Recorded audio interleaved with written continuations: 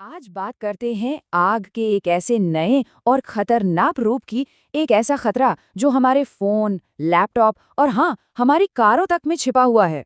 ये खतरा कहीं और नहीं बल्कि हमारे स्मार्टफोन, लैपटॉप्स और इलेक्ट्रिक गाड़ियों में है। वजह ये सब चलते हैं लिथियम आयन बैटरी पर।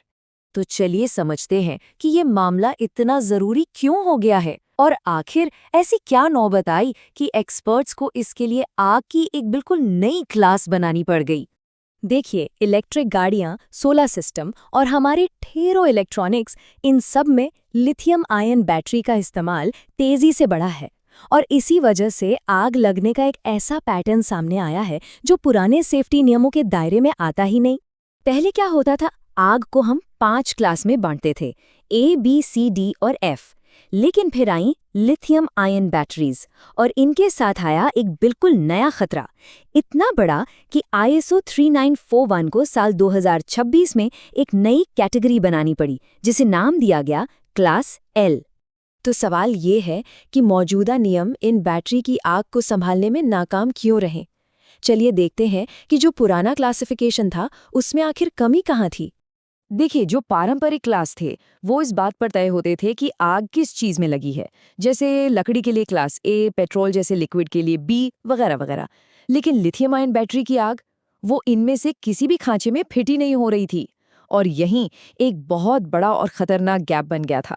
बस इसी गैप को भरने के लिए क्लास एल को लाया गया। तो अब इसकी ऑफिशियल परिभाषा पर एक नज़र डालते हैं। एसो कहता है कि क्लास एल की आग वो है जिसमें लिथियम आयन सेल और बैटरीज शामिल हों। लेकिन, और ये ज़रूरी है, इसमें प्योर लिथियम मेटल नहीं होता। यहाँ लिथियम एक केमिकल कंपाउंड के रूप में मौजूद है, न कि अपने असली मेटल वाले रूप में। और यहीं पर क्लास डी और क्लास एल का फर्क साफ हो जाता है।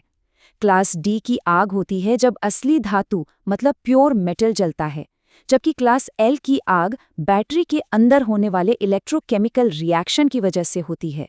ये एक बहुत बड़ा बुनियादी फर्क है। तो ये मत समझिए कि क्लास एल की आग किसी आम आग जैसी है। नहीं, बिल्कुल नहीं। इसके अपने अलग और बहुत ही गंभीर खतरे हैं। चलिए अब एक एक करके इन्हें समझते हैं।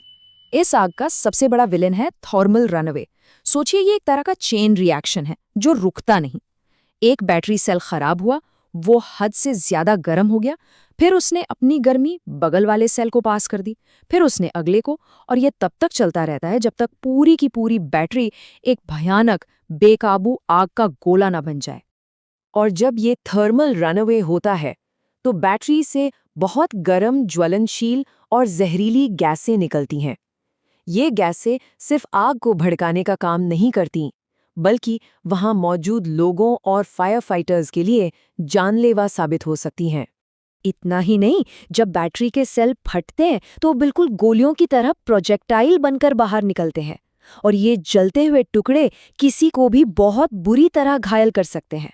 और सबसे डरावनी बात, भले ही आग बुझ गई हो, ऐसा लग रहा हो कि सब कंट्रोल में है, तब भी खतरा टला नहीं है। डैमेज हुए बैटरी सेल्स के अंदर स्ट्रैंडेड एनर्जी यानी फंसी हुई एनर्जी रह सकती है, और ये एनर्जी घंटों यहाँ तक कि दिनों बाद भी आग को फिर से सुलगा सकती है। तो मतलब साफ है, क्लास एल की आग कोई एक मुसीबत नहीं है, ये मुसीबतों का पूरा पैकेज है। इसमें केमिकल रिएक्शन भी है, जहरीली गैस भी, धमाके का डर, हाई वोल्टेज बिजली का झटका और ज्वलनशील लिक्विड का रिसाव भी, सब कुछ एक साथ। अब जब खतरे इतने अलग और इतने सारे हैं तो जाहिर है कि इनसे लड़ने का तरीका भी अलग ही होगा, और यही चीज़ हमारी इमरजेंसी सर्विसेज के लिए एक बड़ी चुनौती बन जाती है। आमतौर पर आग लगने पर क्या होता है, कोशिश होती है कि तेजी से हमला करके आग को बुझा दिया जाए। लेकिन क्लास एल की आग के साथ ऐसा नहीं कर सकते। यहाँ पर स्ट्रैटेजी होती है बैटरी को लगातार ठंडा करने और सिचुएशन को कंट्रोल में रखने की। क्यों? क्योंकि हमारे नॉर्मल फायर एक्सटिंग्विशर यहाँ अक्सर काम ही नहीं करते। फायर फाइटर्स के सामने कई मुश्किलें आती हैं। एक तो आग बुझने के बाद भी दोबारा भड़क सकती है। दूसरा, बैटरी का केसिंग इतना मजबूत होता है कि पानी या केमिकल आग की जड़ तक पहुंच ही नहीं पाता। और ऊपर से बिजली के झटके का खतरा तो लगातार बना ही रहता है। इसीलिए तो आईएसओ का स्टैंडर्ड साफ साफ कहता है, क्लास एल आग में सिर्फ लपटें नहीं बल्कि एक साथ कई खतरे होते हैं।